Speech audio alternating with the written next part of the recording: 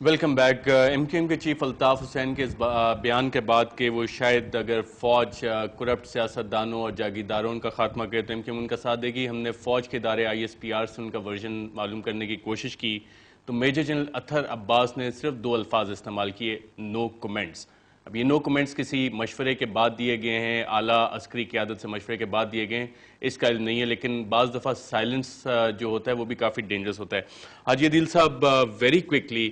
آپ ہمیں اگر بتا سکیں کہ کیا فوج کو ایک دفعہ پھر سیاست میں گھسیٹنے کی کوشش کی جا رہی ہے؟ میں سمجھتا ہوں فوج اور پاکستان کے مفاد میں ہے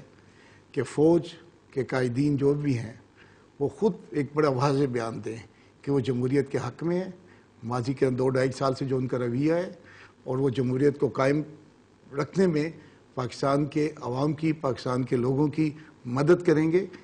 اسی طرح جمہوریت کو بچائیں گے جس طرح وہ آج سیلاب زدگان کو بچا رہے ہیں۔ اور وار آن ٹیرر انہوں نے جس طرح جہانگیر بدر صاحب، کوئی محب وطن سیاستدانوں کے نام آپ گنوا دیں اگر؟ آپ بھی یہ آپ کی ذمہ داری ہے، یہ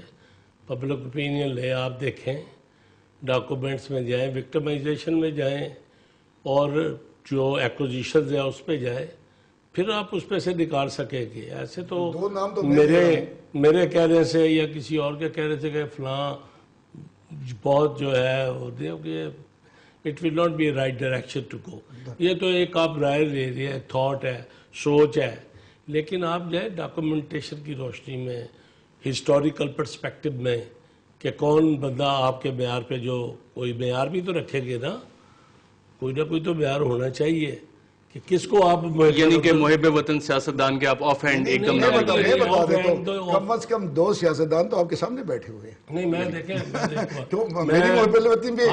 شک کیوں کریں؟ I am a nationalist, I am proud of it, میں کہتا ہوں، لیکن اس پہ یہ جو چیزیں باقی ہیں، ہم یہ نہیں کہتے اپنے منہ سے کچھ کہیں،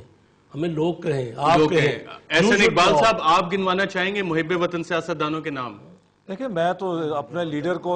ایک بہت بڑا حب الوطن لیڈر سمجھتا ہوں، جنہوں نے ساری دنیا کو ایک طرف رکھ کے پاکستان کو ایک ایٹمی طاقت اس وقت دیا، جو کہ بہت بہادری کا کام تھا، اور اس وقت یہ نظر آتا تھا کہ ان کی حکومت اس سازش کے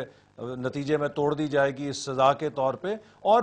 یہ جہانگیر بدر صاحب محب وطن ہے۔ دیکھیں، پیپلز پارٹی کا جو آج المیہ ہے نا،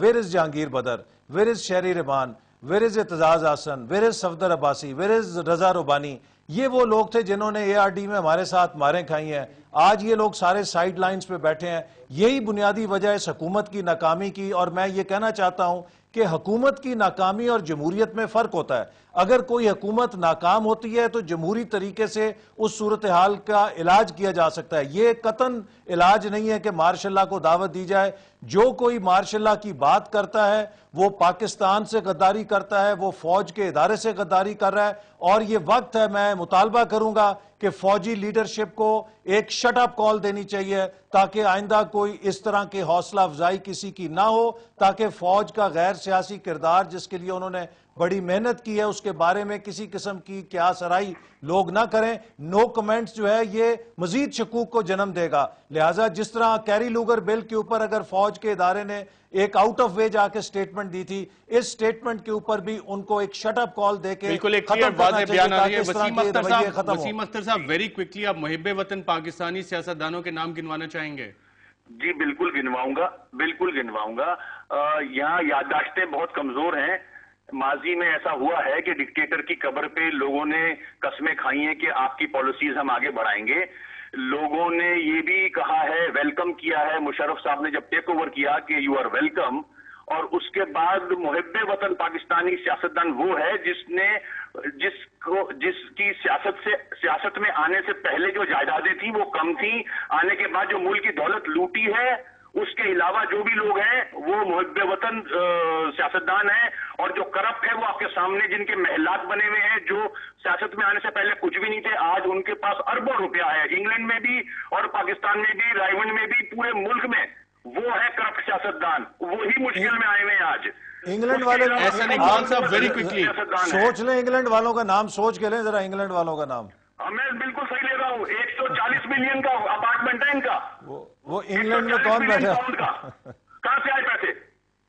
انگلینڈ میں تو کوئی اور بیٹھا ہے، انگلینڈ میں تو کوئی اور بیٹھا ہے وسیم صاحب سے کہ جن سیاستدانوں کی جائیدادیں سیاست میں آنے کے بعد بڑی ہیں وہ میرے خیال میں ان کو قوم کو جواب دہ ہونا چاہیے کہ وہ کیسے بڑی ہیں اور بے تحاشا بڑی ہیں، ان کے محلات بنے، ان کے